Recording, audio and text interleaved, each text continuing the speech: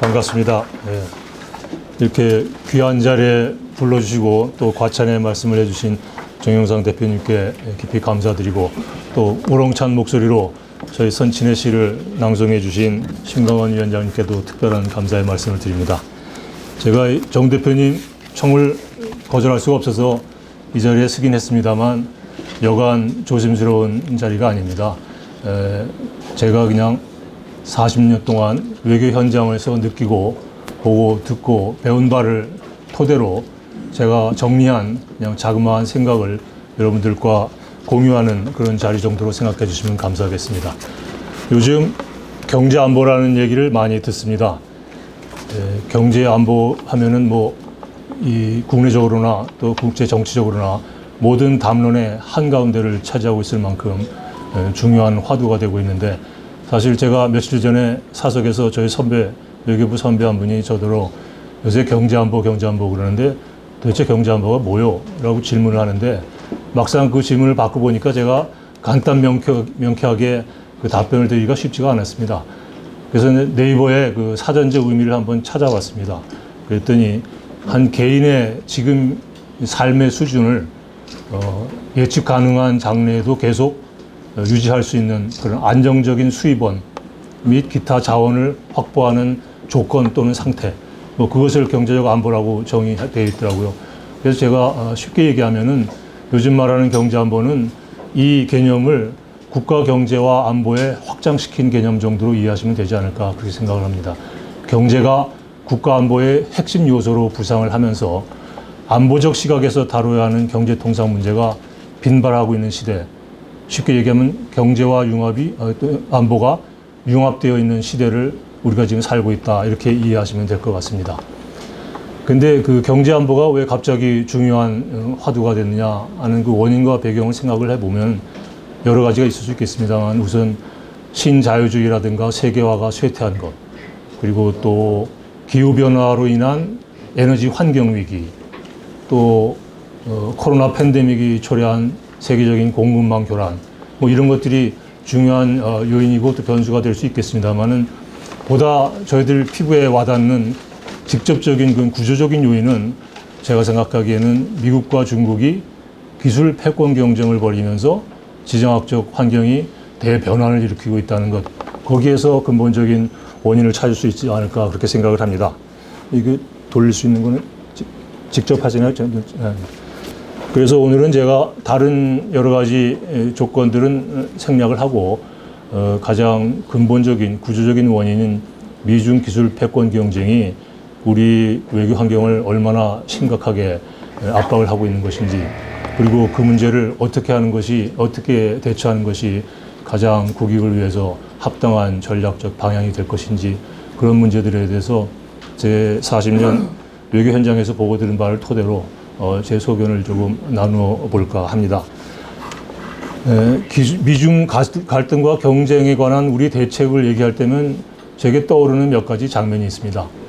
그 첫 번째 장면은 한미 통상마찰과 한중 통상마찰을 대하는 우리 국민과 언론의 상반된 반응입니다.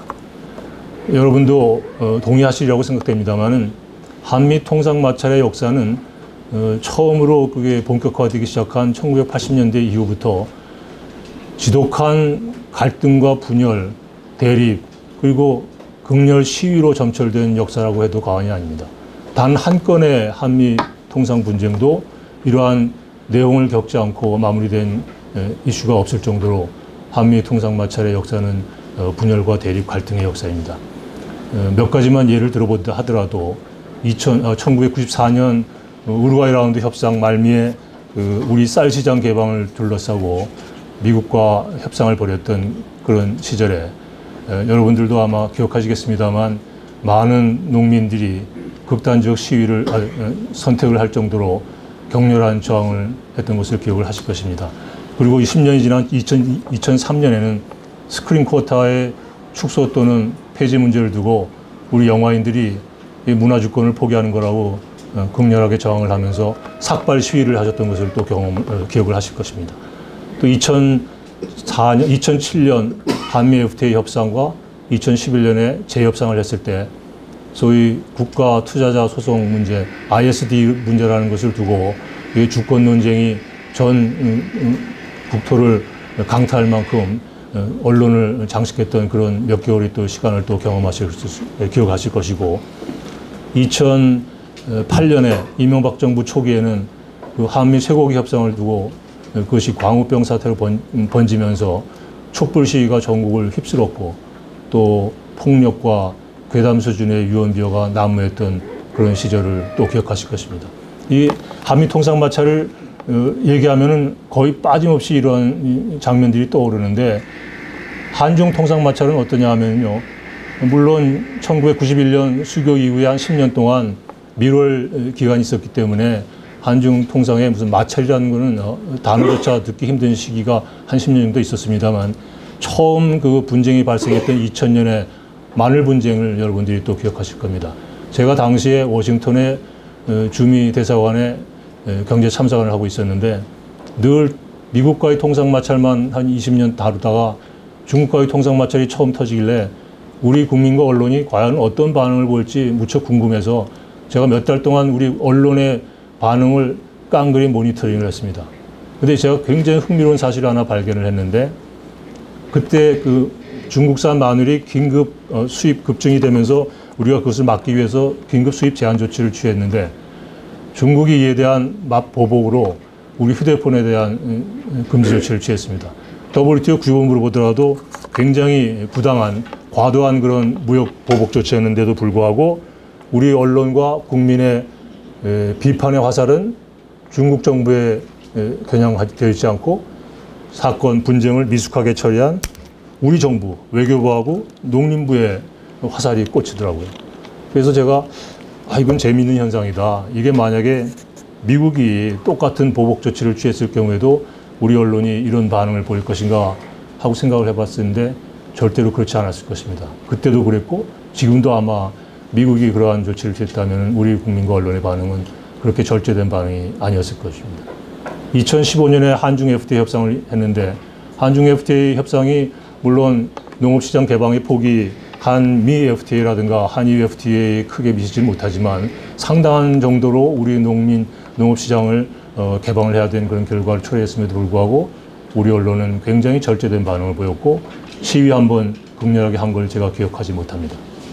그런가 하면 2016년에 사드 배치한 후에 한한령으로 한중 관계가 악화되기 시작했을 때, 물론 그 이후부터 우리 국민들의 대중 감정이 악화된 측면이 있습니다만, 그 이후로 우리 정부가 중국을 WTO에 제소했거나 격렬하게 반대하는 그런 어떤 외교적 조치를 취한 적도 없습니다.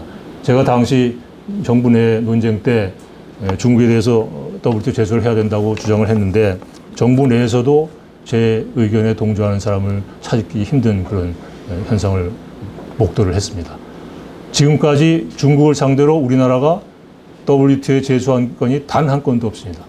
미국은 우리에게 반덤핑 조치를 취하거나 긴급 수입 제한 조치를 취할 경우에 거리낌 없이 WTO에 제소해서 때로는 이기기도 하고 지기도 했습니다만, 미국을 WTO에 제소하는데 전혀 거리낌이 없는데 왜 중국을 WTO에 제소하는데 우리가 주저할까? 이렇게 두려워하고 힘들어할까? 그런 의문을 가지지 않을 수가 없었습니다.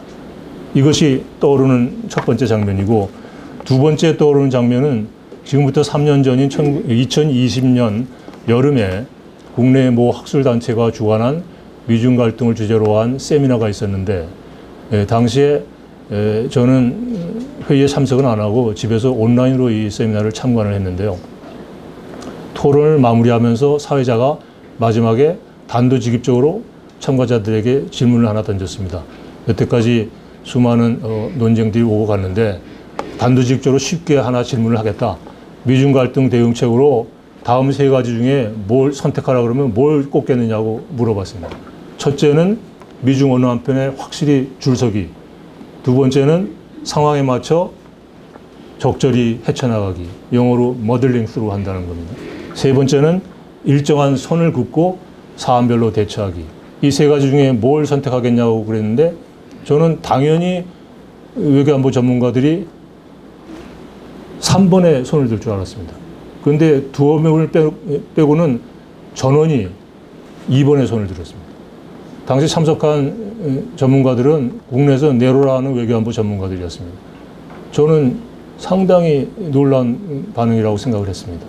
그때는 지금 3년 전이라서 미중 패권 경쟁이 지금같이 본격화되기 이전이었기 때문에 그러한 점을 감안한다 하더라도 이러한 반응은 참으로 뜻밖의 반응이었습니다. 외교안보 전문가들조차 이런 반응을 보인다면 우리 국민들의 인식은 어떨 것인가 하는 그런 생각을 갖게 하는 결과였죠.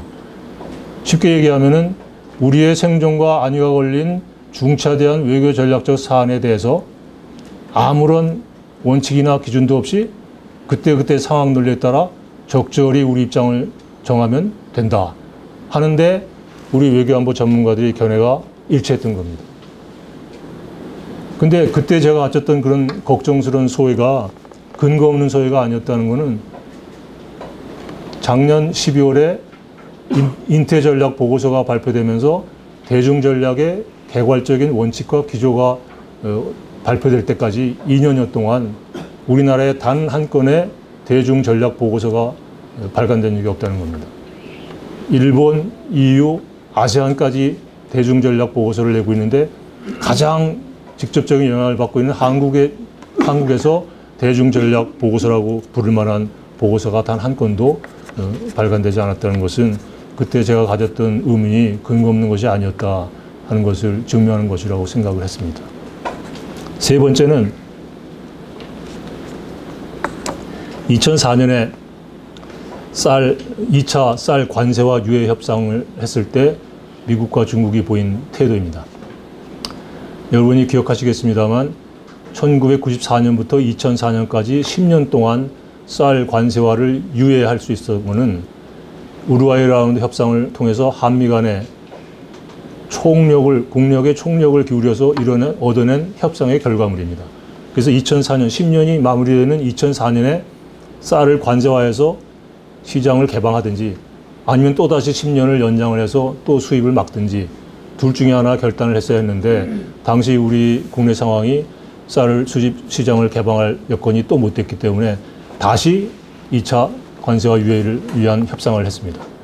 근데 1994년에는 우리나라의 쌀 시장에 가장 민감하게 반응하는 이해관계국인 미국하고 협상을 통해서 설득하면 됐지만 2004년에는 중국이 이미 WTO에 가입한 이후였기 때문에 미국 이후에도 중국의 어떤 양해를 얻어내지 않으면 쌀 2차 관세화가 어려운 그런 형편에서 미국과 중국을 상대로 재협상을 시작을 했는데 그때 또 흥미로운 점이 하나 발견이 됐습니다.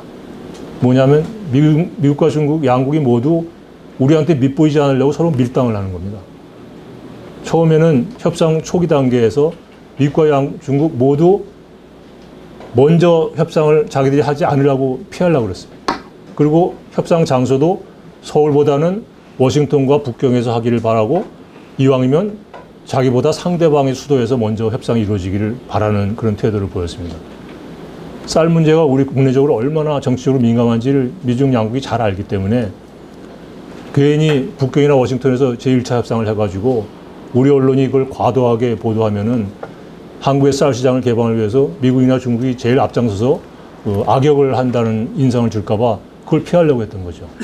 그리고 더 흥미로웠던 거는 중국이 한국 쌀 시장 개방의 주범이라는 오명을 뒤집어 쓰지 않으려고 중도에서 과감하게 양보하고 물러서는 그런 전략적인 행보를 보였다는 겁니다. 2004년에 협상이 한참 진행될 때 보시라의 당시 상무부장이 당시 우리 김현종 통상교섭본부장에게 어느 날 전화를 해서 중대한 메시지를 전달할 게 있으니 내일 몇 시간 일정으로 방한을 하겠다. 그러니 좀 만나자. 그런 연락이 왔습니다.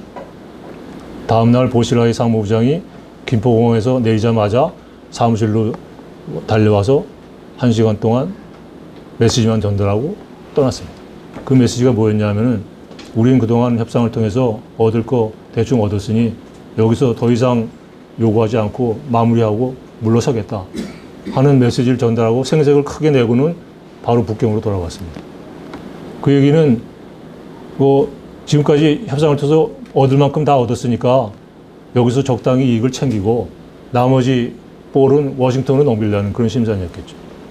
중국이 그런 행보를 보이셨었던 거는 중국이라는 나라의 시스템이 어떤 개인이나 기업의 상업적 이익을 포기하거나 양보하면서까지 국가 전략적 이익이 있으면 밀어붙이고 그 전략적 결정을 내리고 그 결정을 이행할 수 있는 그런 체제라는 데 근본 원인이 있겠습니다만은 미중 양국이 이러한 미묘한 갈등 현안을 놓고 우리에게 서로 밉보이지 않으려고 밀당을 하고 서로 악역을 떠넘기려고 했다는 그런 사실은 앞으로 미중 양국 사이에서 우리가 겪게 될 여러 가지 외교 갈등 현안을 다루는 우리의 전략이나 대응 자세에 있어서 상당히 중요한 시사점을 시사하는 것이라고 제공하는 것이라고 저는 그렇게 생각을 했습니다. 제가 이 세 가지 장면을 먼저 떠올리고 여러분들께 이걸 말씀드리는 것은 여기서 중요한 대중 대미 전략의 교훈과 시사점을 얻을 수 있다고 생각했기 때문에 하나의 상징적인 이미지로서 여러분들에게 세 가지를 말씀을 드렸습니다. 첫 번째, 그 한미 한중 동상마찰에 대한 언론과 국민의 상반된 반응에서 어떤 교훈을 얻을 수 있느냐? 저는 우리 사회에 상대국에 따라 모습을 달리하는 강대국 컴플렉스가 있는 거 아니냐. 저는 그렇게 생각을 합니다.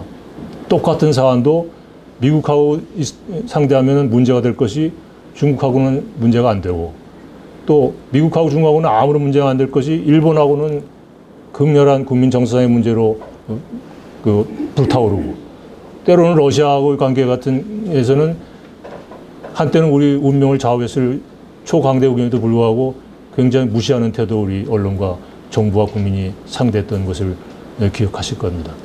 상대국에 따라서 우리가 다른 모습으로 반응을 하는 그런 강대국 컴플렉스가 우리 사회, 우리 국민의 심리적 구조에 있는 거 아니냐 하는 생각을 제가 외교 현장에서 경험하면서 많이 생각을 떠올렸던 그런 화두입니다. 대부분 이성적으로 반응하기보다는 감성적으로 반응하고 그 어려운 과정을 거쳐서 협상을 마무리하고서 똑같은 실수를 계속 반복하는 것은 그 결과에 대한 성찰이 부족하기 때문에 그런 거다. 그리고 이런 모든 현상은 우리도 알지 못하는 사회 심리적 요소가 있는 거 아니냐. 그러한 요소를 우리가 극복하고 국민적인 의식 구조를 좀 바꿀 수 있을 때 불필요한 우리가 이성적으로 반응했으면 절대로 발생하지 않았을 정치, 외교, 사회적 비용을 막을 수 있었던 거 아니냐. 우리가 좀 더 이성적으로 대응했었다면은 그러한 불필요한 정치, 사회적, 외교적 비용을 겪지 않고서도 갈등 현안을 다룰 수 있었지 않은가 하는 그런 반성을 하게 됩니다. 그렇기 때문에 나라에 따라서 당당하고 일관성 있고 균형 잡힌 외교를 할 수 없게 만드는 거죠. 우리의 내부에 있는 어떤 강대국 컴플렉스가 상대국에 따라 모습을 달리하는 강대국 컴플렉스가 강대국을 상대하는 우리 외교에서 당당하고 일관성 있고 균형 잡힌 정책을 할 수 없게 만드는 발목을 잡는 그런 요소가 되고 있을 것이라 그렇게 저는 믿습니다. 그리고 결과적으로 국익과 국가 이미지를 심대하게 훼손하는 결과를 초래해 왔다 하는 것이죠. 근데 재밌는 것은 중국조차 우리 보고 원칙을 지킬 때 존중을 받는다라는 얘기를 하더라고요. 연초에 우리가 미국에 가까워지는 행보를 했을 때 환구시보에 나온 사설에 이런 말이 있었습니다. 원칙을 지켜야 존중도 받는 거다 하면서 우리한테 훈계적으로 얘기하면서 제가 그걸 읽으면서 웃긴 웃었는데 이 얘기에 또 숨겨진 어떤 교훈은 중국조차 내심 우리가 중국에게 좋은 메시지건 좋지 않은 메시지건 우리가 원칙을 지킨다는 모습을 보일 때 우리를 존중할 것이라는 메시지가 함축되어 있는 겁니다. 그러한 것들을 우리가 염두에 두고 미국과 중국을 상대해야 되는 거 아니냐 하는 교훈을 얻게 되고 그 다음에는 전략적 면밀성이냐 모호성이냐 그동안에 여러 가지 논란이 있어 왔습니다만 안미 경중이 우리의 전략이 되어왔고 앞으로도 그래야 된다는 주장도 있었고 그러나 제가 보기에 안미 경중은 하나의 희망적 사고이지 전략이 될 수가 없는 겁니다. 내용이 담긴 게 아닙니다. 정책도 아니고 전략도 아닙니다. 다만 우리가 그런 행태를 보여왔고 그러한 희망적 사고를 가지고 여태까지 살아왔는데 앞으로는 안미 경중이 가능하지 않은 세상이 될 거라는 게 우리의 현실 인식입니다. 미국이나 중국이 바보가 아닌 이상 우리가 입맛대로 우리가 선택적으로 선택하고 결정하는 그런 파트너를 신뢰 있는 파트너로 믿겠습니까? 더군다나 전 세계적인 차원에서 패권 경쟁을 벌이고 있는 양국이 우리의 그런 행동과 사고를 묵인을 할 수가 있겠습니까? 우리가 그렇게 하고 싶은 것일 뿐이지 앞으로 그렇게 한다고 해서 정책적으로 실현 가능한 정책 방향이 될 수도 없고 내용이 담기지 않은 것을 전략과 정책이라고 말하는 것 자체가 저는 어불성설이라고 생각합니다. 그리고 보다 더 중요한 것은 동맹과 파트너를 구분하지 않는다는 거죠. 균형 외교라는 얘기를 하는데 동맹은 동맹이고 파트너는 파트너이지 어떻게 동맹과 파트너 속에서 절대적인 산술적인 균형이 가능하겠습니까? 동맹을 동맹답게 대우하고 파트너를 파트너답게 대우할 때 거기에 원칙과 기준이 생기는 것이고 상대방도 우리의 행동과 사고를 예측 가능하고 우리가 미국과 중국, 워싱턴과 북경 사이에 어디쯤 있을지 총체적으로 어디쯤 있을지 사안별로 북경에 더 가까이 있을지 워싱턴에 가까이 있을지를 중국과 미국이 예측할 수 있어야 우리를 신뢰할 수도 있고 그러한 신뢰를 바탕으로 사안별로 설득도 가능한 것인데 북경에 가까이 있을 거라고 미국도 생각을 하고 있는데 갑자기 워싱턴에 가까운 행동을 취하고 워싱턴에 가까울 거라고 중국이 생각하고 있는데 갑자기 북경에 가까운 일을 하고 그러면 미국과 중국이 헷갈리지 않겠습니까? 근데 외교 현장에서 이런 헷갈리는 일을 우리가 상당히 많이 해왔습니다. 정권이 바뀌면서 그런 일들이 자주 일어났고 거기서 일관성을 상실하면서 상대로부터 신뢰도 있고 신뢰가 없으니까 설득도 하지 못하는 그런 상황이 계속 반복되어 왔던 것이죠. 세 번째 그 제2차 관세와 유예 협상을 했을 때 미중의 태도는 우리에게도 전략적인 가치가 있다. 미국과 중국이 보기에 우리의 지정학적, 지경학적 가치가 있다고 판단이 되면 우리의 눈치를 본다는 겁니다. 미중도. 아무리 강대국이라 할지라도 우리만 미국과 중국의 눈치를 볼 게 아니라 미국도 중국도 사안에 따라 경우에 따라서는 우리의 눈치를 본다는 겁니다. 그럼 우리의 눈치를 보게 하기 위해서는 우리의 몸값을 올려야 되고 상대방의 급소를 누를 수 있어야 되고 그래야 우리가 키울 수 있는 전략적 공간이 확보가 되고 그 영역을 점점 넓혀갈 수 있지 않겠습니까? 그래서 우리의 이러한 가치를 하나의 기회연유로 생각하고 전략적으로 잘 활용해야 된다는 그런 교훈을 그러한 하나의 사례에서 우리가 너무 비약일지는 모르지만 저는 그게 비약이 아니라 내재해 있는 그런 미중의 우리에 대한 시각이기 때문에 그걸 우리가 잘 활용해야 된다라는 생각을 하고요. 저만이 이런 생각을 하는 게 아니라 한국은 자신의 체급보다 사고와 행동이 더 낮은 단계에서 사고와 행동한다는 그런 외부의 시각이 있습니다. 영어로 치면 punching below its weight, 때리는데 권투 선수가 미들급하게 행동해야 되는데 라이트급에 해당하는 그런 행위와 사고를 한다는 거죠. 우리 스스로가 외부의 시각이 그런 게 있다는 걸 깨닫고 우리가 몸값을 올리고 체급에 맞게 행동할 수 있는 노력을 하고 또 사고를 그렇게 할 때 우리의 힘도 결과적으로 발휘될 수 있을 거 아니냐 하는 그런 교훈을 얻게 된다는 것이죠. 이런 얘기를 하면 또 그 탁상공론하고 있는 거 아니냐. 그냥 네 머릿속에서 그냥 그림 그리고 있는 거 아니냐는 또 반론을 하는 제 동료도 있고 제 지인들도 있었습니다. 근데 그런 게 이 탁상공론이 아니라는 걸 제가 또 말씀드리고 싶어서 몇 가지 제가 경험한 사례를 말씀드리고자 합니다. 2015년에 아시아인프라투자은행 AIIB에 가입한 것을 기억하실 겁니다. 이 사례는 지금도 그때도 그렇고 지금도 미중 사이에서 실패한 외교 사례로 거론되고 있습니다. 뭐냐면 미국이 반대하는 AIIB에 가입해서 대미 관계를 그르쳤고 미국 눈치를 보느라 뒤늦게 가입해서 대중관계에 생색도 못 냈다. 그래서 실패한 거다라는 게 일반적인 언론의 평가고 많은 사람들이 이 사례를 실패한 사례로 거론을 합니다. 근데 제가 차관 시절에 이 문제를 다루었고 마지막 AIIB 가입 결정을 마크 리포트 주한 미국 대사한테 최종 통보한 것도 접니다.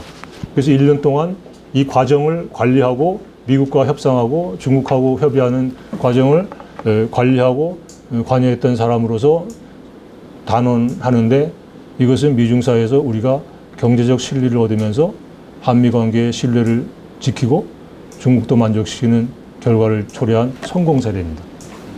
미국은 우리의 AIIB 가입을 처음부터 반대한 적이 없습니다. AIIB의 거버넌스가 국제적 기준에 아주 못 미치니 그것을 국제적 기준에 끌어올릴 때까지 가입을 좀 늦춰달라는 거였습니다. 가입의 반대가 아니라 가급적이면 그런 요건이 갖춰질 때까지 가입을 늦춰줘서 중국을 하여금 그러한 가버넌스의 스탠다드에 맞는 어떤 행보를 보일 수 있도록 외교적인 노력을 기울여달라는 게 미국의 요구였고, 중국은 아무 때라도 좋으니 가입해달라. 이왕이면 빨리 가입하는 게 좋겠다. 출범 당시에 가입하면 좋겠지만 뭐 어려우면 늦게라도 뭐 가입해달라. 이게 중국의 입장이었습니다. 그래서 우리는 미국한테 처음부터 경제적 실리와 또 창립 멤버한테만 주어지는 이사국주의를 우리가 포기할 수 없기 때문에 출범 이전에 우리는 가입해야 된다라는 입장을 미국한테 이미 알려주고, 다만 당신이 갖고 있는 우려를 해소하기 위해서 우리가 호주라든가 싱가포르 같은 입장에 있는 나라들과 공조해서 최대한 노력을 기울인 끝에 가입하겠다라고 약속을 하고 끝까지 최선을 다해서 노력을 기울여서 국제적 수준으로 끌어올리는 데 상당한 기여를 하고 마지막 순간에 가입을 했습니다. 그래서 미국도 크게 불만이 없었고, 물론 내심으로는 좀 더 늦었으면 좋겠다라는 생각을 했을지는 모르지만 충분히 그런 상황을 이해를 했고, 더군다나 영국이 우리보다 엉뚱하게 먼저 가입을 해버렸습니다. 그래가지고 화살이 다 영국한테 갔지 우리한테 오질 않았습니다. 그래서 미국하고 동맹으로서의 긴밀한 협의를 통해서 신뢰를 지키면서 결국은 가입을 이끌어내고 중국도 만족시키는 그런 결과를 얻어낸 성공 사례입니다. 또 2014년에 아시아 교류 및 신뢰 구축 회의라는 시카 회의라는 정상회의라는 게 있습니다. 중국이 주도하는 회의인데 거기에 우리도 멤버로 가입이 돼 있는데, 중국이 이때 정상회의에서 그 개념 보고서라는 걸 내가 개념 문서, 컨셉 페이퍼라는 걸 내면서 거기에 자기들이 주장하는 New Asian Security, 아시아 신안보 구상을 문서에 반영하려는 그런 행보를 보였습니다. 그러면서 그 개념 문서에 기존 동맹을 신안보 구상이 대체한다라는 문안을 포함된 개념 문서를 이렇게 서큘레이트를 했습니다. 저희들이 그걸 보고 우리가 미국과의 동맹국으로서 도저히 이런 문안은 받아들일 수가 없다. 끝까지 한미 동맹을 훼손할 수 없다는 원칙을 지키면서 우리 입장을 견지했고, 끝까지 이 문안이 포함되는데 반대를 해서 결국은 삭제가 됐습니다. 그래서 컨센서스로 통과가 됐는데, 이 얘기는 제가 워싱턴에 가서 중국 경사론을 불식하기 위해서 공공외교를 할 때 제가 이 사를 많이 써먹었는데 굉장히 유효하게 설득력 있게 써먹은 사례입니다. 제가 이 얘기를 할 때마다 미국의 조야의 학자들, 관료들이 다 미국이 원하는 건 바로 그거다. 안 되는 건 안 된다라고 얘기를 해라. 한미동맹으로서 원칙을 지키고 단호하게 원칙을 지키는 한국의 모습, 거기서 우리의 신뢰가 싹트고 굳어지는 거니까 그런 행동을 끊임없이 보여주고 그런 사례들을 워싱턴에 계속 알려서 한국이 미국의 동맹으로서 신뢰와 원칙을 지키는 나라다. 그리고 중국에게 할 말은 하고 안 되는 거 안 된다라는 말을 할 수 있는 나라다라는 이미지를 굳히는 게 굉장히 중요하다. 그러면서 자꾸 워싱턴에 자주 와서 이런 얘기들을 좀 해달라. 그런 이제 반응을 제가 그때 받았습니다. 그때는 일본이 워싱턴에서 한국은 이미 중국에서 오비트, 중국의 궤도에 이미 편입돼서 경사되어 있는 나라이기 때문에 한국을 더 이상 너무 믿지 말아라라는 소위 스미어링 캠페인, 우리를 뒤에서 뒷소리하는 그런 캠페인을 워싱턴에 하고 있었기 때문에 그 중국 경사론을 불식하기 위해서 저희들이 카운터하기 위한 그런 공공외교의 일환으로 워싱턴에 가서 하던 얘기인데, 그러한 사례로서 기억을 할 만한 그런 사안이었고요. 세 번째로는 그 전해인 2013년에 중국이 방공식별구역을 일방적으로 선포해버렸습니다. 미국이 난리가 났습니다. 일본도 저항을 컸고요. 우리한테는 뭐 직접적인 우리의 방공식별구역을 일부 침투해 들어오는 그런 구역을 선포를 했기 때문에 우리의 안보 이익에도 크게 침해가 되는 그런 중차대한 사안이었는데, 우리는 이에 대한 맞대응으로 우리의 방공식별구역을 KIDIS, 카디스를 2호도까지 확장해 버렸습니다. 우리는 그때까지 그걸 못하고 있었는데 중국이 그런 행동을 해? 그럼 우리는 뭐 맞대응으로 더 확대할 거야 해가지고 2호도까지 확장을 해버렸습니다. 그 중국이 또 놀랐죠. 아니, 왜 한국을 상대로 한 거 아닌데 왜 이렇게 이런 식으로 반응을 하느냐.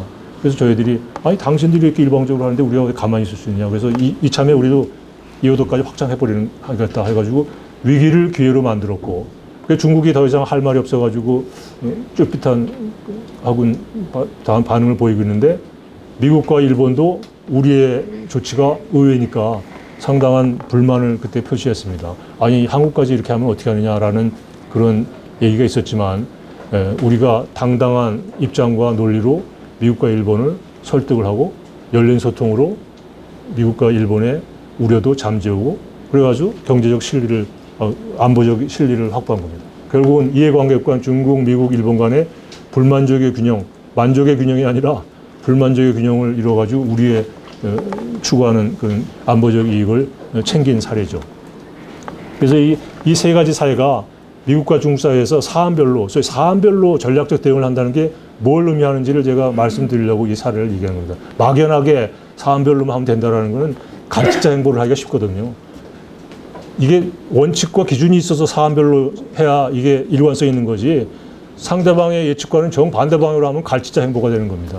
그리고 어떤 정부에서는 A라는 입장을 취하다가 B라는 정부에서는 B라는 입장을 취하면 결국은 총체적으로 우리 정부가 갈치자 행보를 취하는 것이 되니까 그러지 않기 위해서는 사안별로 지켜야 될 원칙이 뭔지 또 우리가 챙겨야 될 이익이 뭔지를 우리가 뚜렷한 기준을 가지고 행보를 했을 때 상대방도 설득하고 신뢰도 쌓을 수 있는 것이 그냥 그때그때 편의적으로 하면 되는 것이 아니다라는 얘기를 드리고 싶어서 제가 드린 말씀입니다.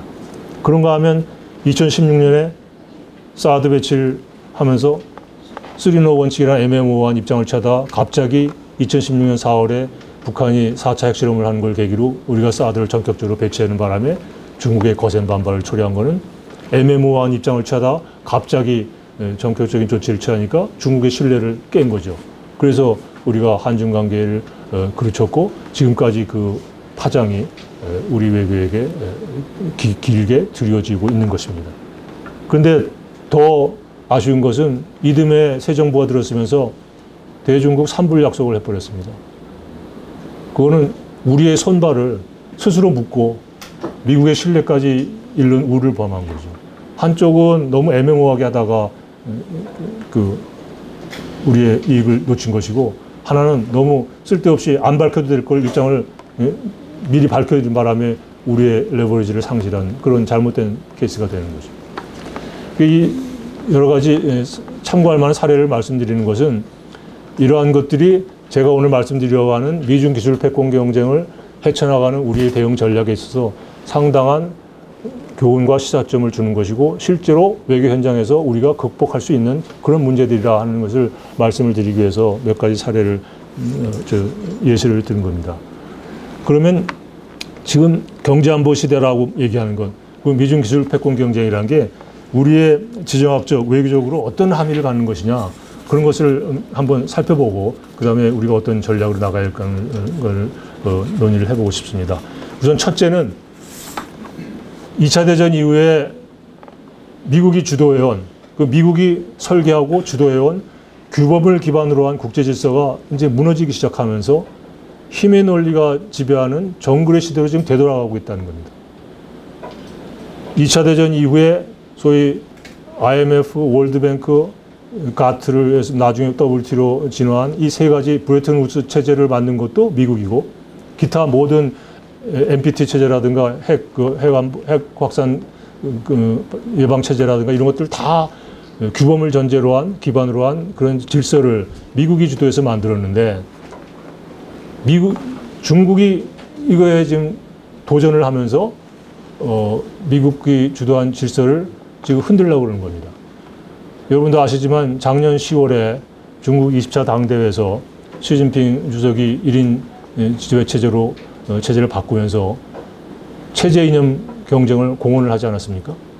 2008년에 국제경제위기 맞으면서 리먼 브라더스 사태를 보면서 미국이 얼마나 취약한 나라가 되어가고 있는지 보면서 중국이 자신감을 얻게 된 거죠. 그 이후부터 어떤 공세적인 전략을 또 도광양해라는 것을 포기하고 점점 공세적인 외교 전략을 취하면서 작년 당대회에서 드디어 대미 체제 이념 경쟁을 공언을 한 겁니다.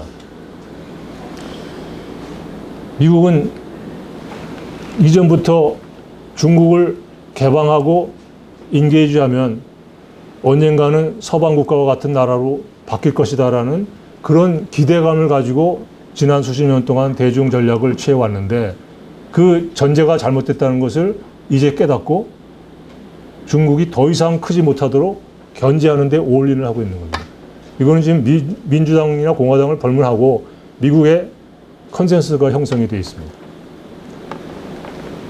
그래서 지금 제가 가트 21조를 제가 예시를 했는데 가트 21조라는 게 그 아까 말씀드린 미국이 만든 질서와 속의 규범의 중요한 한 부분입니다.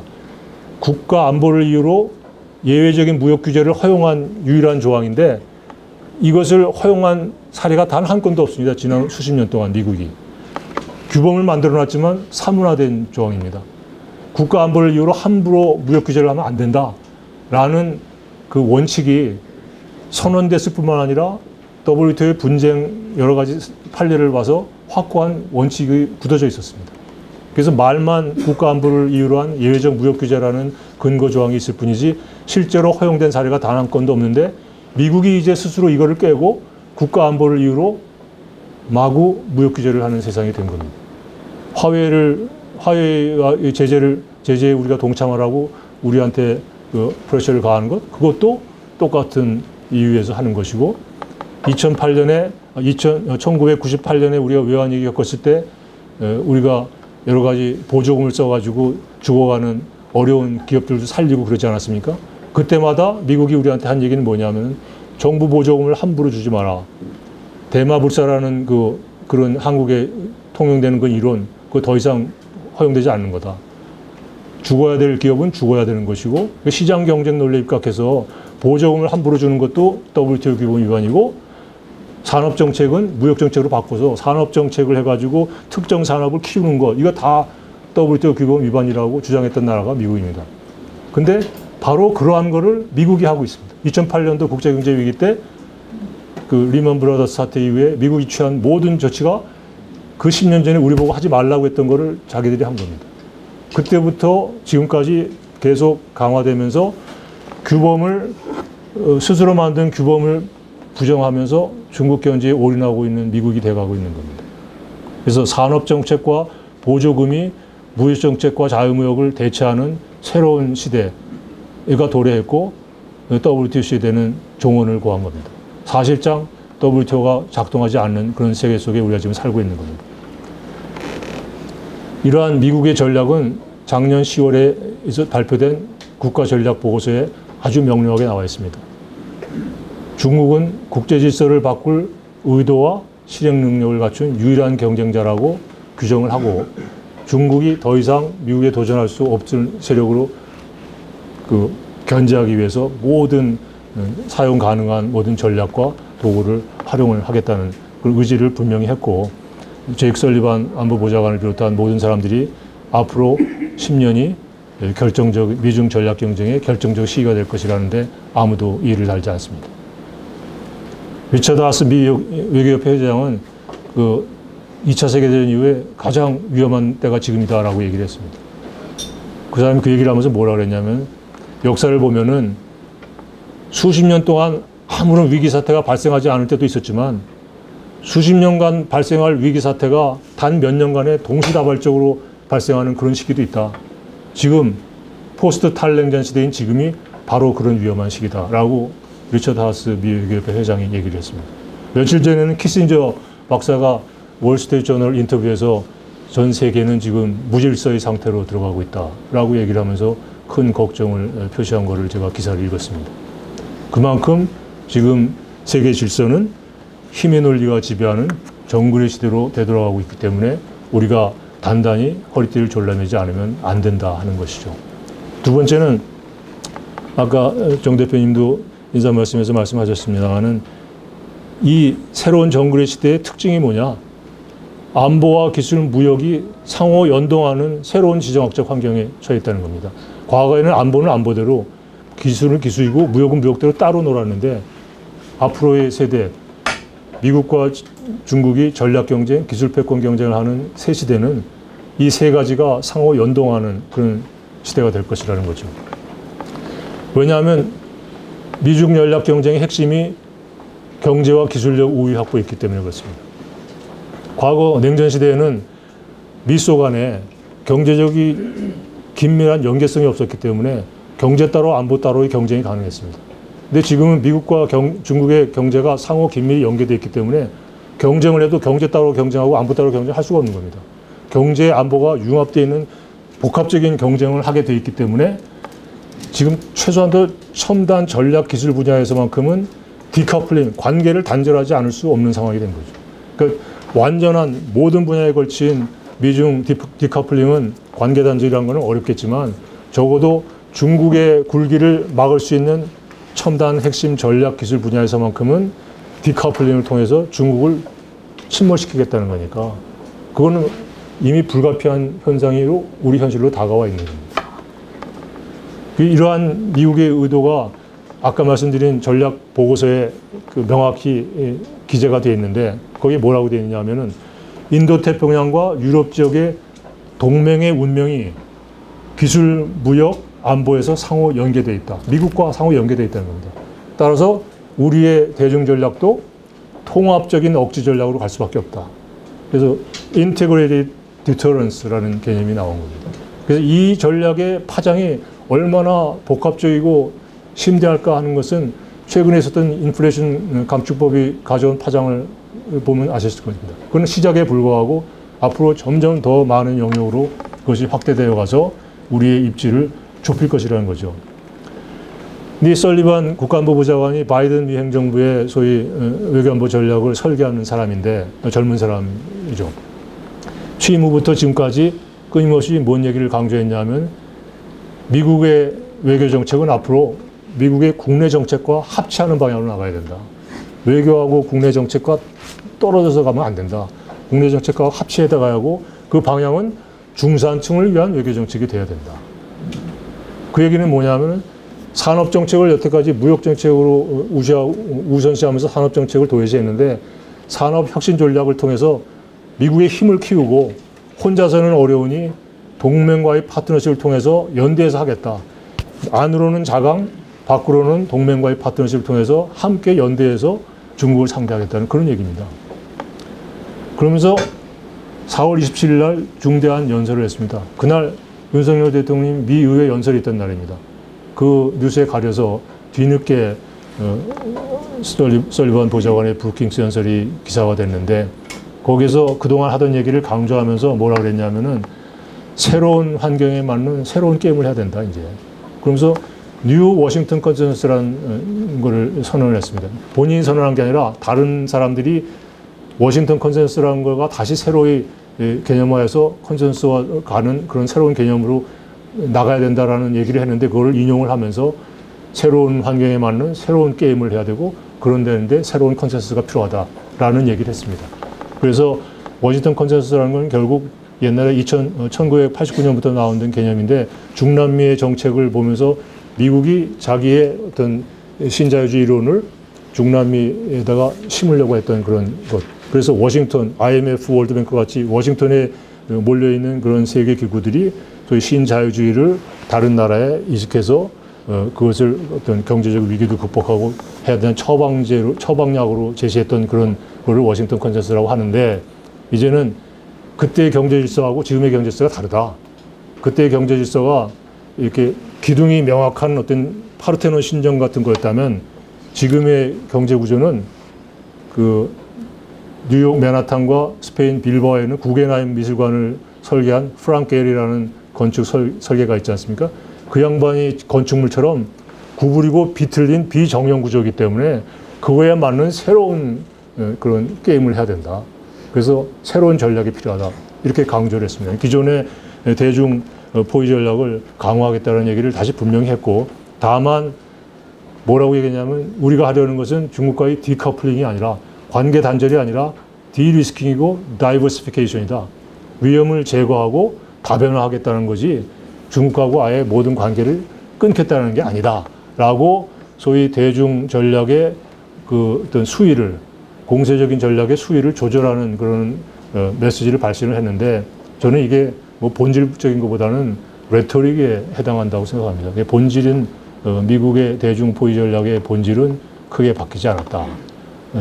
계속 소위 말하는 좁은 마당, 높은 담장 속에 중국을 가둬놓겠다는 겁니다. 스몰 야드, 하이 펜스 속에 중국을 가둬서 더 이상 크지 못하게 만들겠다는 겁니다.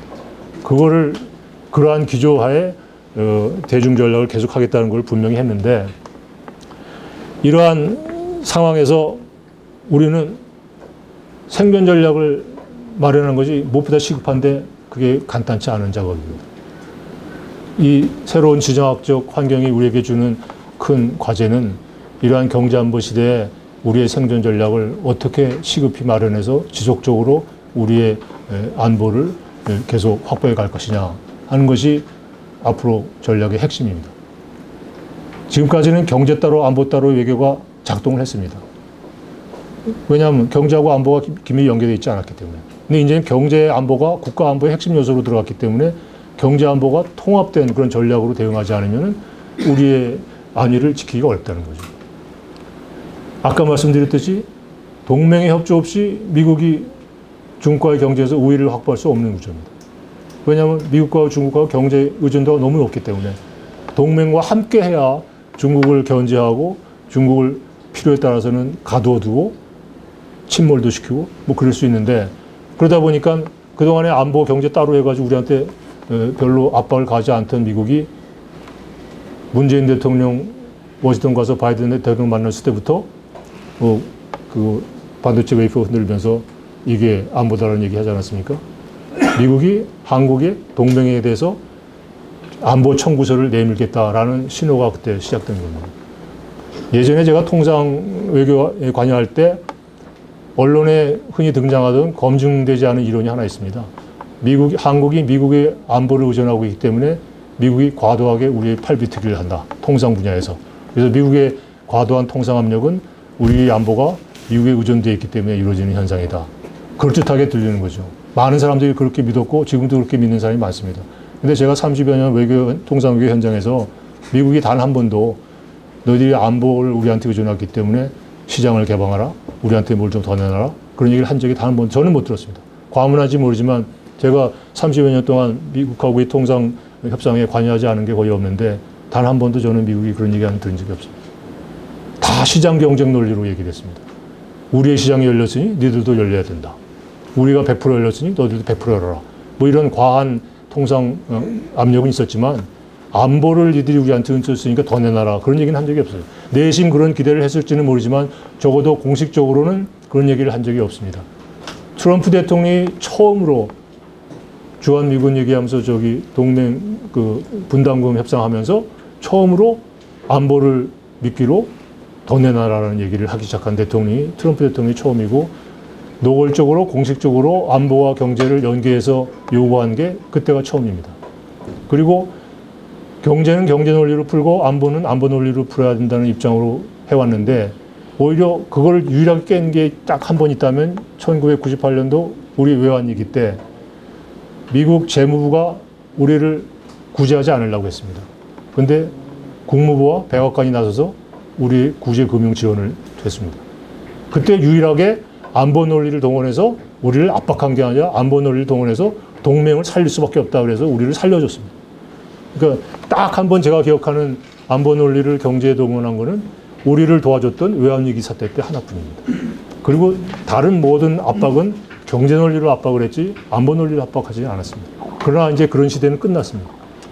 이제는 중국을 견제하는데 미국이 혼자 할 수 없기 때문에 동맹을 끌어들여서 중국을 견제하지 않을 수 없고 따라서 안보를 의존하고 있는 한국 같은 동맹국에 대해서 안보 청구서를 거리낌 없이 경제통상 분야에서 내미는 시대가 왔고 이미 더 강화되고 있는 시점에 우리가 서 있다는 거죠. 그래서 무엇보다도 한미동맹으로서의 신뢰를 지키면서 우리의 가장 중요하고 큰 경제 파트너인 중국과의 관계에서 가능한 한 전략적 공간을 넓혀가는 것. 이것이 우리 생존 전략의 핵심 과제가 되어야 될 거예요. 쉽지 않은 과제죠. 더군다나 가장 중요한 산업의 쌀이라고 하는 반도체 특별법 하나 지금 국회에서 2년째 표류하고 있지 않습니까? 그런 정치적 토양 속에서 어떻게 우리가 동맹의 신뢰를 지키면서 대중관계에서 전략적 공간을 확보해 나갈 수 있을 것인지 저는 심히 우려스럽습니다만은 그런 거는 하나의 전제적인 대전제로서의 그 필요 조건이 안 됐다는 말씀을 드리는 것이고, 그럼에도 불구하고 우리가 대응 전략을 심사숙고해서 최선의 길을 갈 수밖에 없는 것인데, 우리의 전략적인 방향은 무엇이 되어야 될 것이냐. 크게 보면은 안으로는 자강, 그리고 전략적인 대응 체제, 그걸 확립하는 것, 그것이 되어야 될 것이고, 밖으로는 동맹을 토대로 국제 연대를 강화하는 것, 그 이외에 전략적인 길이 있을 수가 없습니다. 다만 그런 기조 위에서 중국과의 관계에서 오는 리스크를 우리가 어떻게 분산시킬 것인가냐, 거기에 우리의 모든 외교 전략의 정교함이 거기에 쏠려야 된다고 생각을 하는데, 자강을 하기 위해서는 뭐를 해야 되냐? 수시로, 적시에, 꾸준히 이런 법적 제도적 지원 장치를 업그레이드 해야 됩니다. 정책만 가지고 우리 기업이 그런 어떤 활로를 개척하기는 쉽지 않기 때문에, 그것을 지속 가능한 어떤 그런 제도적 장치를 만들어주지 않으면은 기업이 불안한 속에서 어떻게 경쟁력을 확보해 나갈 수 있겠습니까? 그래서 우리가 경쟁력이 우위에 있는 분야는 그 기술 경쟁력을 더 키울 수 있는 그런 노력을 기울이고, 취약한 분야에서는 기술력을 더 높이는 그런 정책적, 제도적, 법적 지원을 끊임없이 해줘야 될 것이다.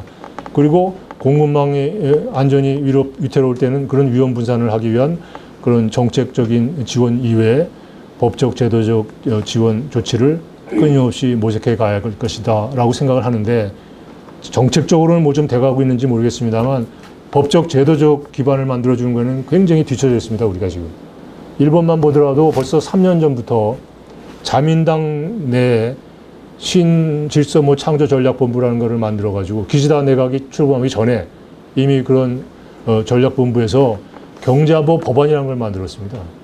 그래서 기시다 내각이 출범하자마자 경제안보 법이 만들어지고, 경제안보상이라는 장관 자리가 하나 생기고, TF 쪽으로 국무총리실에 경제안보 그 타스크포스가 만들어지고, 그래가지고 일본이 전략적 불가결성을 가진 최고로 전략적 우위에 있는 분야에서는 그 불가결성을 계속 유지하고, 취약한 분야에서는 전략적 자율성을 높이는 그러한 정책을 법적, 제도적으로 뒷받침하기 위한 통합적인 법제를 만든 겁니다. 우리는 반도체 특별법 하나 지금 못 만들고 있는데, 통합적인 우리가 전략적, 기술적으로 우위에 있는 분야를 더 혁신 역량을 강화하기 위한 그런 통합적인 법제 정비 작업이 아직 안 이루어지고 있습니다. 지금 여야 정쟁이 거기에 큰 발목을 잡혀 있는 그런 상황인데, 이런 일본의 사례를 참고를 해서 그런 제도적 지원을 하는 것이 중요한데, 이건 단순히 법적 제도적 지원 장치뿐만이 아니라 갈등 현안에 대한 중국과 미국과의 대외 협상의 레버리지를 높여주는 효과도 있습니다. 우리의 정책과 제도가 법적으로 뒷받침됐을 확고한 어떤 우리의 그 입장이 서 있을 때 상대방에 대한 그 설득도 가능해지는 거죠. 상대방이 우리가 어떤 방향으로 가겠다는 걸 분명히 알게 되는 그 예측 가능성이 커지고, 그 다음에 우리의 정책이 명료하고 그거를 뒷받침하는 제도적, 법적 장치까지 되어 있는 걸 보면서 미국과 중국이 우리가 어떤 방향으로 갈 것인가를 짐작을 할 거란 말이죠. 그래서 우리에게 요구도 선별적으로 할 것이고, 거기에 대한 우리의 대응도 선별적으로 할 수 있는 그런 결과가 될 것이라는 게 제 생각입니다. 그래서 신뢰와 설득의 힘은 전략적 모호성에서 오는 게 아니라 전략적 투명성과 명료성에 비례해서 더 커진다는 거죠. 우리가 애매모호한 입장을 취할 때 이런 신뢰하고 설득할 수 있는 힘도 떨어지는 겁니다. 오히려 명료한 원칙과 방향을 정하고, 그걸 토대로 우리가 그 룸을 넓혀 나갈 때 상대방도 그거를 존중하면서 그 서로 이해관계에 일치하는 점을 찾아가는 것이지, 애매모호한 입장을 취해가지고 어느 날 갑자기 이거 해놔라 저거 해놔라 그러면은 상대방이 그걸 들어주겠습니까? 뭘 알아야 들어주는 거 아니겠습니까? 그러니까 상대방이 알게 하는 것, 그거 굉장히 중요하다고 저는 생각을 합니다. 그리고 타이밍이 저는 무엇보다 중요하다고 생각을 하는데, 정책과 제도가 타이밍을 잃으면 전략적 우위 확보는커녕 전략적 기회비용, 손실을 만회하는 것도 힘들다는 그런 경험을 우리는 여러 사례에서 했습니다, 이미. 2013년에 TPP에 우리가 참여하려고 그랬을 때 이미 실기를 해가지고 더 이상 기존 참여국들이 문을 닫는 바람에 우리가 못 들어가는 사례가 있습니다. 2012년에 이명박 정부에서 말미쯤에 일본이 갑자기 TPP 협상에 참여하겠다는 전격적인 결정을 내렸습니다. 그 전까지는 TPP 협상이 지지부진했는데 일본이 참여하겠다는 결정을 하면서 급물살을 타기 시작했습니다. 그러면 우리도 TPP에 대한 입장을 신속하게 정리하고 대응 체제를 갖고 만들었어야 되는데 공교롭게도 우리나라는 그때 통상 교섭 기능이 외교부에서 산업자원부로 넘어가는 시기에 있었습니다. 그 체제가 바뀌고 소관 부처가 바뀌는 그런 조정기에 있었기 때문에 적시에 대응을 못한 거죠. 제가 2013년에 4월에 차관이 됐는데 되고 보니까 제가 그래서 통상하던 사람이니까 눈여겨봤더니 막 협상이 급물살을 타고 가는데 박근혜 정부에서 아무 대응을 안 하고 손 놓고 있는 겁니다. 이명박 정부에서 너무 많은 FTA를 체결하는 바람에 FTA 피로 현상이 있었습니다, 그때. 그래서 박근혜 정부의 통상정책 1호는 No More FTA였습니다. 한중 FTA가 이미 시작이 됐기 때문에 시작된 한중 FTA 올인하고 나머지 FTA는 더 이상 안 한다. 이런 기조 아래 그냥 그 자리 지키는 그런 좀 안정적인 통상 정책을 하고 있어서 외교부가 통상 외교를 전담하고 있었으면 제가 좀 어떻게 해봤을 텐데 산업자원부로 가는 바람에 내부적으로 제가 주의와 환기시키고 뭐 어떻게 하든 대응 전략을 만들어야 되지 않겠습니까? 해서 내부적으로 해서 제가 보고서를 올렸는데 여름이 지나고 가을쯤 돼서 우리가 본격적으로 검토를 시작을 했는데 그때 이미 9개월 이상 협상이 진척이 있고 우리 같이 큰 경제가 갑자기 새로운 협상 참여국으로 협상에 들어오면은 협상 전체의 틀이 흔들릴 우려가 있다 그래가지고 미국이 조금만 기다려달라. 한국의 참여는 대환영인데 지금은 협상 전체에 좀 그 기조가 흔들릴 위험이 있으니 빨리 끝내고 빨리 그 가입하는 게 좋겠다라는 식으로 입장이 바뀌었고 기존 참여국 11나라도 다 더 이상 협상 참여국은 없는 게 좋겠다 해가지고 문을 닫아버려서 실기를 했습니다. 그때 이제 정부에서는 우리가 뭐 수많은 나라하고 양자 FTA를 체결했으니 TPP라는 거 다자 FTA를 하나 더 체결하는 게 큰 의미가 없다. 뭐 이렇게 어떤 저스티피케이션을 했어요. 근데 제가 그때 뭐라 그랬냐면 양자 FTA는 쉽게 얘기하면은 왕복 티켓입니다. 서울에서 부산까지 갔다가 오는 그 기차라고 생각하면은 TPP 같은 다자 FTA는 환승 티켓입니다. 서울에서 대전 찍고 대전에서 부산 가는 이게 다 그 원산지 규정 적용받고 혜택을 다 받는 거죠. 그러니까 환승 티켓과 왕복 티켓의 차이를 호도한 거죠. 그래서 그게 단순한 무역 협정이 아니라 안보적 전략적 의미를 가진 굉장히 중요한 그런 다자 협정임에도 불구하고 그 시기를 여러 가지 국내적인 요인 때문에 놓쳤는데 미국이 TPP 협상을 주도한 나라임에도 불구하고 정권이 바뀌면서 내부의 국내 정치적 이유 때문에 TPP에 가입을 안 했습니다. 그래가지고 일본이 대신 주도해서 미국을 뺀 11나라가 체결한 것이 CPTPP입니다. 그러니까 미국이 안 들어가는 협정이 돼버리니까 우리가 또 느슨해져가지고 CPTPP에도 가입을 안 해가지고 그 10몇 년이 지났습니다. 그 지난 정부 말에 가입하겠다고 마지막에 선언부터 해놓고 지금까지 제가 알기로는 아무런 의미 있는 진전이 없습니다. 이 중요한 어떤 전략적인 이런 다자협정을 이런 국내 정치적인 요인 때문에 실기를 하면은 거기서 생기는 비용이 기회비용이라는 게 또 엄청나고 또 전략적인 기회 상실이 된다는 측면에서 얼마나 그 큰 주름살을 치게 하는 건지 우리가 이러한 교훈을 얻어야 될 것이고 아까 말씀드린 반도체 특별법 국회 처리 과정에서 보였던 그런 파행 이 중차대한 법안을 다른 나라는 통합법제까지 하는 판에 우리는 특별법 하나 통과시키지 못하고 있는 이런 현상 이런 것들에서 교훈을 얻어야 앞으로 더 큰 자강의 노력이 결실을 보지 않겠느냐 하는 게 저의 생각이고요. 하나는 자강의 노력쯤이고 이거는 전략적으로 우리가 경제안보 문제를 대응하기 위해서는 우리의 정책 조정 시스템이 재정비되고 강화되어야겠다는 생각을 합니다. 과거에는 모든 대외 경제 정책 조정을 경제부총리 주재하는 대외경제장관회의에서 다룹니다. 거기에 외교부 장관도 회원 멤버로 가입을 하게 됐는데 외교장관이 거기에 다 참여하기가 어렵기 때문에 거의 대부분 차관인 제가 참석을 해서 대외경제장관 회의에 돌아가는 메커니즘을 제가 잘 아는데 지금 이 경제안보 문제는 경제적 측면보다 안보적 측면이 더 많고 앞으로 점점 더 안보적 측면에서의 검토와 고려가 필요한 사안이 더욱 빈발할 것으로 저는 확신을 하고 있습니다. 그래서 이러한 안보적 함의가 많은 경제 사안을 경제를 담당하는 부총리 주재 대외경제장관에 의해서 계속 다루어도 될 것인가, 그것이 합당한 것이냐 하는 것에 대한 깊이 있는 아마 검토를 한번 해봐야 되는 거 아니냐 그렇게 생각을 하고 여러 군데 얘기를 듣고 지난 정부에서 대통령실에 그 기술 관련된 전략비서관도 만들고 지금 윤석열 정부에서는 경제안보 비서관이라는 것을 만들어서 이 문제를 대통령실에 다루도록 하고 있는 것을 압니다마는 과연 경제와 안보 문제가 통합적으로 조율되면서 우리가 정책적 대응을 하고 있는지 한번 깊이 있게 들여다보고 한번 재정비할 필요가 있는 거 아니냐 하는 저는 문제의식을 좀 갖고 있고요. 그 가장 중요한 핵심은 민관의 협력체제가 아주 효율적으로 가동돼야 될 것이다. 저는 그렇게 믿습니다. 지금 이러한 경제안보 시대에 생기는 모든 그 도전적 과제를 기업이 혼자 헤쳐나갈 수가 없습니다. 뭐 화웨이 제재에 동참하라는 미국의 압력도 그렇습니다만 최근에 있었던 모든 여러 가지 미중 마찰 사이에서 우리한테 들어오는 압력을 미중 양쪽에서 들어오는 압력을 기업들이 자율적으로 해결하기가 참 벅찰 것이다 이거죠.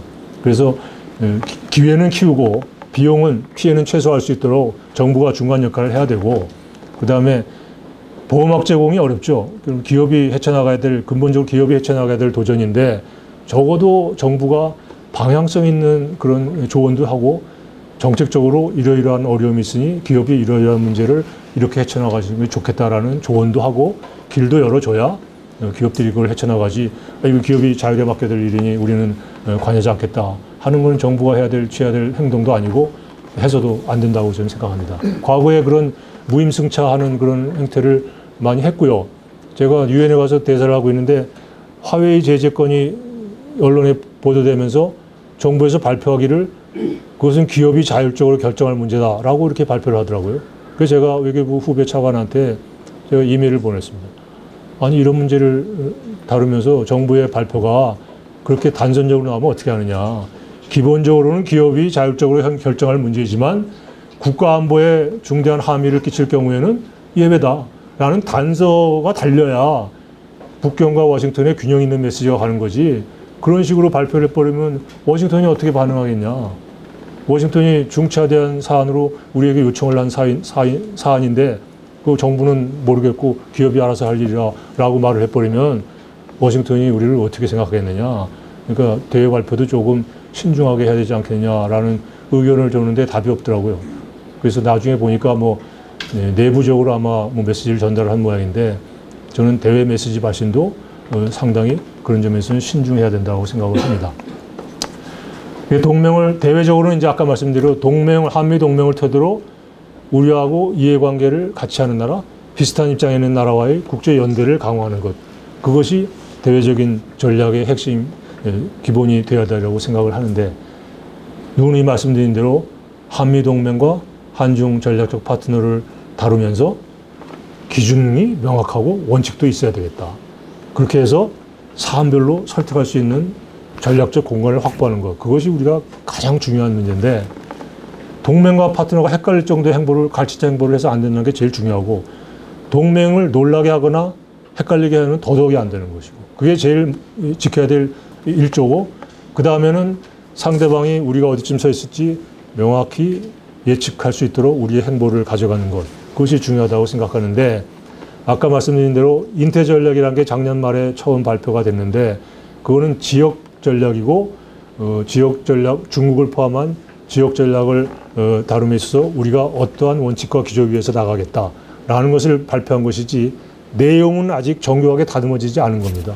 그래서 그것을 대중 전략이라고 하기에는 아직은 시기상조 아니냐. 거기에 더 많은 내용을 담고 정교하게 다듬어서 우리의 전략적인 명료성을 더 내실 있게 만드는 작업이 앞으로 해야 될 과제다라고 생각을 하고 이거는 미국이 가치 중심적 핵심 광물 공급망을 만들겠다라는 게 누차 선언한 건데 이미 어제 이 결실이 나왔습니다.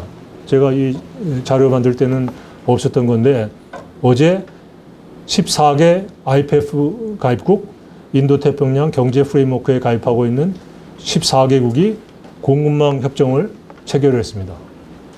예를 들면 중국이라고 명시는 안 했지만 우리의 14개 회원국들이 각자 공급망을 확보하는데 어려움이 있으면 위기 네트워크를 가동해서 서로 도와주자. 그 대체 공급망이 어디 있는지 알려주기도 하고 모니터링 해가면서 14개국이 함께 노력해서 하자라는 그런 협정입니다. 그게 어저께 체결이 됐어요.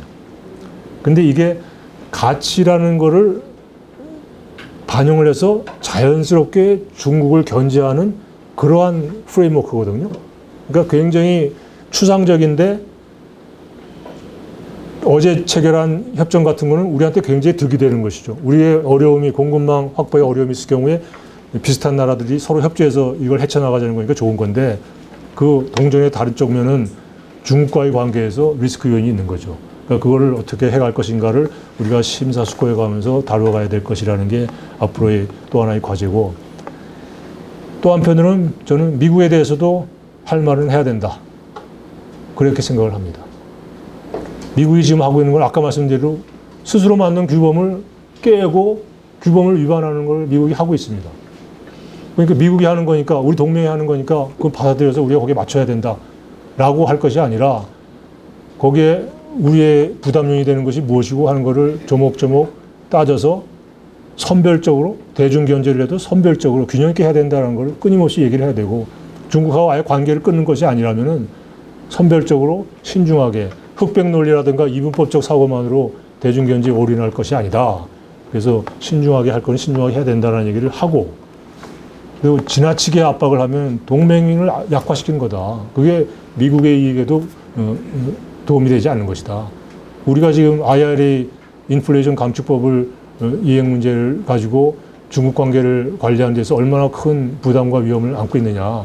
이러한 동맹의 어려움도 이해해 가면서 전략을 추진해야지 일방적으로 하면은 결국은 동맹을 약화시키고 미국에게도 결과적으로 도움이 되지 않을 것이라는 얘기를 끊임없이 해야 된다는 겁니다. 저는 통상 외교 현장에서 해야 될 얘기를 미국한테도 안 하고 중국한테 안 하는 걸 너무 많이 봤어요.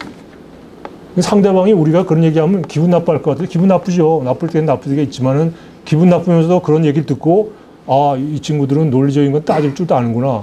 우리를 존중하는 겁니다. 저는 개인적으로도 제가 막 그런 걸 따질 때 불편해하는 기색을 보면서도 돌아서면 저를 믿고 신뢰하고 인정한다는 얘기를 다른 사람 귀를 통해서 들은 적이 여러 번 있습니다. 미국 사람들이 굉장히 어떨 때는 오만해 보이기도 하지만 논리적인 얘기는 귀담아 듣고 필요할 때는 유연성을 보일 때도 있고 그렇거든요. 그러니까 지레 겁먹고 할 얘기 안 하는 거는 저는 금물이라고 생각을 합니다. 그래서 미국에게도 이런 얘기를 하고 지나치게 미국이 규범 위반을 하게 되면은 중국이 요새 규범을 토대로 한 국제 질서의 수호자인 것처럼 자처하고 다닙니다. 다자주의의 수호자, 규범을 토대로 한 국제 질서를 주창하는 수호하는 그런 챔피언인 것처럼 얘기를 하고 다닙니다. 미국이 바로 규범을 위반했기 때문에 중국에게 그런 얘기를 할 빌미를 준 거죠. 그래서 그런 것들을 총론적이고 또 때로는 강론적으로 미국에게 끊임없이 할 얘기를 하면서 우리의 공간을 넓혀가는 노력, 그것들이 필요하지 않느냐 그렇게 생각을 하고 국제연대의 차원에서는 미중 갈등이 어디로 튈지 모릅니다. 그건 우리의 컨트롤할 수 있는 영역 바깥에 있는 문제이기 때문에 동맹으로서 미국과의 신뢰를 지키면서 잘 대응해야 되겠지만 미중 갈등이 우리가 생각하는 못하는 방향으로 튈 때도 우리는 대비를 해야 되는 거 아니겠습니까? 그래서 위험을 분산할 수 있는 모든 전략적인 대비를 해야 되고 그러한 가장 핵심적인 과제는 공급 안전망을 확보하는 것입니다. 그리고 그걸 확대해 나가는 것입니다. 아까 말씀드린 공급망 협정 같은 것도 중요한 외교적 노력의 결과일 수 있고 앞으로 그러한 노력들을 일본, 인도, 아세안, 호주, 심지어는 유럽의 가치를 공유하는 유럽 국가들과도 네트워크를 확대해서 위험이 터졌을 때 우리의 어떤 이익을 확보하기 위한 이런 여러 가지 그 소다자 협정, 다자 협의체, 이 층위를 달리하는 그런 여러 가지 협력 체제를 구축해 놓는 것이 굉장히 중요하다는 것이고요. 또 다른 측면에서는 규범을 새로 설정하기 위한 여러 가지 노력들이 지금 진행되고 있지 않습니까? 아까 말씀드린 IPEF, 인도 태평양 경제 프레임워크, 미국이 주도하는 거, G4, 미국, 일본, 대만, 한국과 같은 반도체 강국들이 중국을 견제하기 위해서 하는 것, 그리고 또 CPTPP 같이 시장 접근, 자유무역을 위한 지역적 메가 FTA 협력체, 그런 것들은 새로이 진화하는 과정 속에 있고, 또 그것들이 새로운 규범을 설정하면서 우리에게 어떤 돌파구를 만들어줄 수 있는 여지도 있기 때문에 그러한 새로운 규범 설정 작업에도 적극적으로 참여해서 우리가 주도하는 역할을 해야지 팔로워가 돼서는 안 되겠다 하는 그런 말씀을 드리고, 이게 당장은 아니지만 중국이 우리의 이런 미국과 한미일 협력이라든가 또 이런 IPEF 인도태평양 전략을 통한 미국 동맹국들의 움직임에 대해서 격렬하게 저항하고 보복 조치를 취할 때, 지난번 사드 배치 이후에 우리에 대한 보복 조치를 겪어봤습니다만 그러한 보복 행위가 계속 반복되고 더 가중될 때 우리는 어떻게 할 것이냐, 그것도 지금 생각을 해둬야 될 거라고 생각합니다. 그래서 빅터 차 CSIS 그 선임연구원이 지난번에 Foreign Affairs에 제안한 게 이 집단 경제 안보 구상입니다. Collective Resilience라는 게 집합적으로 우리의 탄력성을 확보해 나가자라는 뜻인데, 나토와 같이 안보 분야에서 집단 안보 체제처럼 경제 안보 쪽에서도 중국이 미국의 동맹, 서구 가치를 공유하고 있는 그런 국가들에게 위협적인 그런 행위자가 될 때 그것을 우리가 집단적으로 대응하자라는 개념입니다. 아까 말씀드린 그런 공급망 협정도 그런 노력이 하나고, 이게 지금 빅터 차 박사가 얘기를 했지만 트러스 전 영국 총리도 외교장관 시절에 이런 얘기를 한 적이 있습니다. 미국과의 갈등이, 중국과의 갈등이 지금 생각보다 훨씬 커졌을 때 우리의 최종적인 세컨드 라인 오브 디펜스라고 할 수 있는 그런 어떤 체제, 집단적인 체제도 필요하다라는 그런 개념입니다. 근데 이게 벌써 실체화되기 시작했습니다. 5월 20일 날 히로시마에서 발표된 G7 정상회의 공동성명에 경제 강압에 대한 조정 플랫폼이라는 합의 문안이 들어가 있습니다. Economic Coercion이라는 경제적 강압에, 이건 중국이란 말은 안 들어가 있지만 중국이란 나라가 미국이나 동맹국들 가치를 공유하는 나라들에게 경제적으로 강압을 하면 그거에 대응하기 위한 코오디네이션하는 플랫폼을 만든 겁니다. 어제 체결된 공급망 협정도 바로 이런 함께 대응하기 위한 그런 체제의 일환이고 그러한 외교적 노력의 결실로 받아들이면 되실 겁니다. 그래서 이런 노력들을 끊임없이 주도적으로, 능동적으로, 창의적으로 해나가는 노력이 필요하다라는 게 제가 드린 말씀의 결론이고요. 지금까지 드린 말씀을 결론적으로 몇 가지 더 드리고 제 두서없는 말씀을 마무리하고자 합니다. 조금 전에 말씀드린 G7 히로시마 정상회의 공동성명의 외교적 함의는 무엇이냐? 미국이 여태까지 대중 디커플링을 얘기하다가 갑자기 이 제이크 설리반 안보부 장관이 브루킹스 연설에서 디리스킹을 얘기하기 시작했고, 그 다음에 며칠 후에 히로시마 정상회담의 공동성명에서 디커플링에서 디리스킹으로 바뀌었습니다. 아까 말씀드린 대로 레토릭의 변화인지 아니면 대중 포위 전략의 수위 조절인지 앞으로 좀 더 두고 봐야겠습니다만, 이러한 변화가 왜 생겼느냐? EU의 폰데르라이엔 집행위원장, 그리고 올라프 숄츠 독일 총리, 마크롱 프랑스 대통령, 이 여러 나라 유럽의 국가 정상들이 미국과 대중 전략을 차별화하기 위한 독자적인 행보를 지난 몇 개월 동안 해왔습니다. 그리고서 미국에 대해서 중국하고 어떻게 디커플링이 가능하냐. 그건 디커플링이 아니라 디리스킹이어야 된다라고 폰데르라이엔 집행위원장이 디리스킹이라는 말을 제일 먼저 썼고요. 그래서 이러한 노력의 결과, 미국과 EU의 정책 조율, 전략 조율의 노력의 결과가 이러한 문안으로 나온 거 아닌가 하는 게 일반적인 관측입니다. 그리고 5월 달에 설리반 보좌관이 왕이 국무위원하고 비엔나에서 회동을 했습니다. 말로는 계속 설전을 하면서 또 한편으로는 외교 책임자들이, 전략 책임자들이 또 만나서 또 수위 조절을 하는, 또 협력할 부분이 없는지 그런 것들을 하는 그런 행보를 보이고 있다는 거죠. 옐런 미 재무장관도 4월 달에 존스 홉킨스 연설에서 비슷한 취지의 연설을 했습니다. 미국하고 중국하고 경쟁만 하는 게 아니라 함께 협력하고 공조해야 될 부분이 있다는 그런 시사를 했습니다. 그래서 이런 물밑에서의 움직임 같은 것도 우리가 잘 보면서 전략적인 명료성은 계속 강화하되 그 정책의 내용과 외교적 수사는 좀 구분해서 대외 메시지 발신에도 신중할 필요가 있지 않느냐. 그리고 또 중국과의 위험 관리를 위한 여러 가지 전략을 지금부터 착실하게 갖춰가야 되는 거 아니냐 하는 게 제 생각이고, 내용은 분명하게 하되 외교적 수사를 너무 강하게 해서 우리가 최전선에 나와 있는 것 같은 입장을 취할 필요는 없다고 생각합니다. 대중관계에 있어서의 리스크가 있기 때문에 단미 동맹과의 전략 기조를 분명히 하면서도 외교적 수사는 가능한 한 유연하고 절제된 걸 해서 우리가 너무 위험에 많이 노출되지 않도록 하는 것, 그런 노력이 필요한데, 이 지금 골드만삭스의 보고서가 얼마 전에 나왔는데 거기에 뭐라고 되어 있냐면 한국은 독일, 프랑스와 함께 지정학적 스윙 스테이트다라는 말이 있었어요.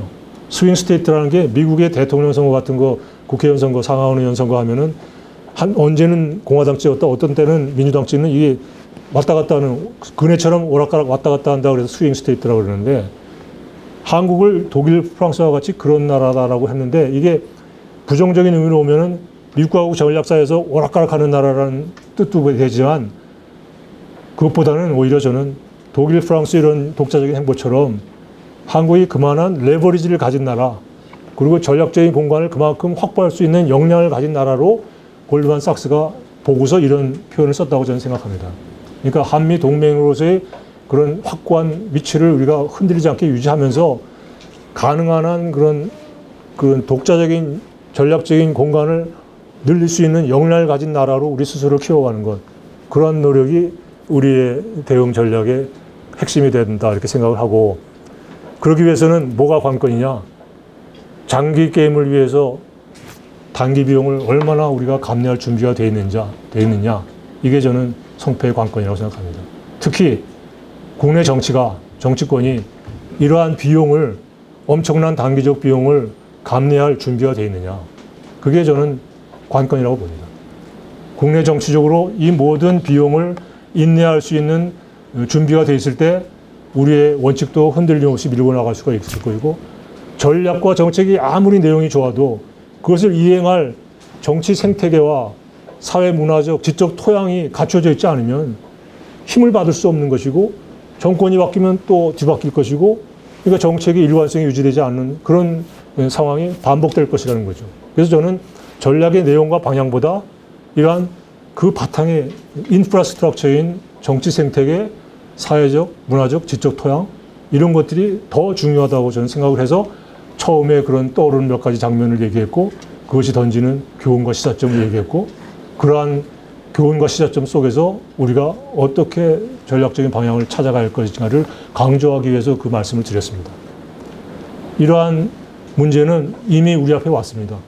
아까 말씀드렸듯이 최근에 미 반도체 기업 마이크론에 대해서 중국이 맞불 제재를 놓지 않았습니까? 거기에 대해서 미국이 그 빈자리를 한국의 삼성과 SK하이닉스가 메꾸지 마라 라는 압력이 들어왔지 않았습니까? 그러니까 똑같은 상황에서 미국과 중국으로부터 다른 형태의 압력이 들어온 겁니다. 샌드위치가 된 겁니다. 거기에 대해서 우리가 길을 찾아가야 되는데 흔들림 없이 가려면 뭐가 필요합니까? 정치적으로 흔들림 없이 나갈 수 있도록 뒷받침을 해주지 않으면 그게 되겠습니까?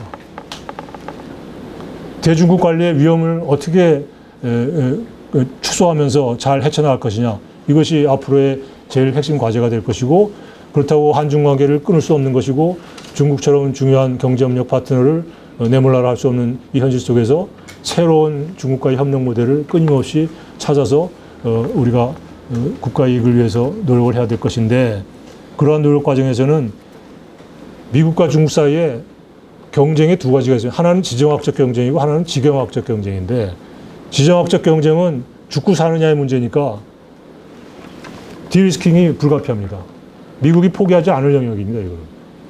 그래서 취4라든가 IPEF 같은 거는 계속 가치 중심의 그러한 협력 체제로 진화될 것이지만 지경학적 측면에서는 서로 시장 접근이라든가 무역 기회를 넓혀가는 것이기 때문에 중국에게도 도움이 되고 미국에도 도움이 되는 것이기 때문에 거기에는 협력을 병행할 여지가 있고 공간이 점점 커질 수 있다는 거죠. 그래서 이런 것들 구분을 해서 관리를 하고 또 촉진시켜가는 그런 지혜가 필요하다는 생각이고, RCEP은 중국이 주도하는 자유무역 지역협정체제고, CPTPP는 미국과 일본이 주도하는, 물론 미국이 가입은 안 했습니다만 일본이 주도하는 그런 거지만 이거는 서로 상충하는 것이 아니라 서로 보완할 수 있는 그런 거기 때문에 우리는 두 개 다 가입을 해야 된다고 저는 생각을 합니다. 그럼 중국은 계속 우리를 지켜보면서 예전처럼 보복만 할 것이냐? 저는 중국도 지금 내심 소가리를 하고 있다고 생각을 합니다. 과거의 한국도 아니고 이미 사드 배치에서 중국이 한한령을 통해서 보복 조치할 때의 국제 환경도 아니고, 그렇기 때문에 되도록이면 한국을 건드리지 않고 또 한국이 갖고 있는 그런 초격자 기술, 반도체 이런 것들을 활용해야 될 필요도 있기 때문에 한국을 달래면서 예전처럼 보복 일변도보다는 회유도 하고 달래기도 하는 그런 전략으로 나가지 않을까, 그런 생각을 하고 있고, 미국도 사드 배치에 대해서 중국이 보복할 때 과거에는 내몰라라 했습니다. 미국이 중국한테 우리가 당하는데 한 번도 우리를 도와서 대중 조치를 취한 적이 없습니다. 근데 지금은 한국이 중국한테 또 당하면 가만히 안 있겠다. 우리도 한국을 도와서 대응하겠다라는 얘기를 공공연히 하고 있고, 필립 골드버그 주한 미국 대사가 며칠 전에 그렇게 인터뷰에서도 공언을 했습니다. 그래서 중국의 보복 조치가 있으면은 한국이 이제는 예전처럼 그렇게 외롭지만은 않을 것이다 라는 생각을 하고 있어요. 그래서 좀 더 중국과의 관계에서 그 여지가 좀 있지 않을까 하는 그런 기대를 가져봅니다. 근데 이 모든 것이 다 대환경의 원인이 있습니다. 근데 대환경의 원인을 다 돌리고 우리는 거기에 수동적으로 따라갈 것이냐, 아니면은 거기에 전략적이고 능동적으로 우리 길을 찾아갈 것이냐, 거기에 갈림길에 서 있는데, 저는 그래서 원인은 대환경에 있다 할지라도 그 문제를 풀어가는 모든 원인과 해법은 우리 내부에 있다는 자각이 무엇보다 중요하다고 생각을 합니다. 서양 속담에 나뭇가지 앉는 새는 가지가 부러질까 봐 두려워하지 않는다는 말이 있습니다. 왜 그러겠습니까? 나뭇가지에 앉을 때 이 가지가 내 몸무게를 못 이겨서 부러질까 봐 걱정하지 않고, 부러지면 날아갈 내 힘을, 내 날개의 힘을 믿기 때문에 두려워하지 않는 거죠. 그러니까 우리가 우리에 대한 자기 확신이 있으면 대환경도 극복할 수 있고, 그럼 우리가 어떻게 중심을 잡느냐에 성패의 관건이 있다고 생각을 하는데, 이게 좀 추상적인 말씀이 되는지 모르겠습니다만 최근 담에 이런 말이 있습니다. 마음의 주인이 뚜렷이 중당에 자리 잡고 있으면 어느 날 문득 도적이 변해서 집안 사람이 되리라는 말이 있습니다. 결국 우리가 중심을 딱 잡고 있으면은 도적도 집안 사람이 되는데 뭐 헤쳐나가지 못할 그런 도전적 환경적 요인이 있겠습니까? 끝으로 며칠 전에 부처님 오신 날 조계종 종정의 성파 스님이 그 일간지하고 인터뷰를 했는데 아주 전곡을 찌르는 말씀을 하셨더라고요. 중국도 맹수고 미국도 맹수라, 그 둘을 당당하게 대하려면 분열부터 극복해야 합니다. 저는 이 모든 과제를 헤쳐나가는데 가장 핵심을 찌르는 메시지를 성파 스님이 던졌다고 생각을 하고, 그것을 오늘 제 강연의 결론으로 삼고자 합니다. 추상적인 말씀으로 결론을 내려서 좀 이상하게 들릴지 모르겠습니다만 저는 그것이 문제의 본질이고 핵심이라고 생각해서 그렇게 결론을 내렸습니다. 장시간 말씀 들어주셔서 감사합니다.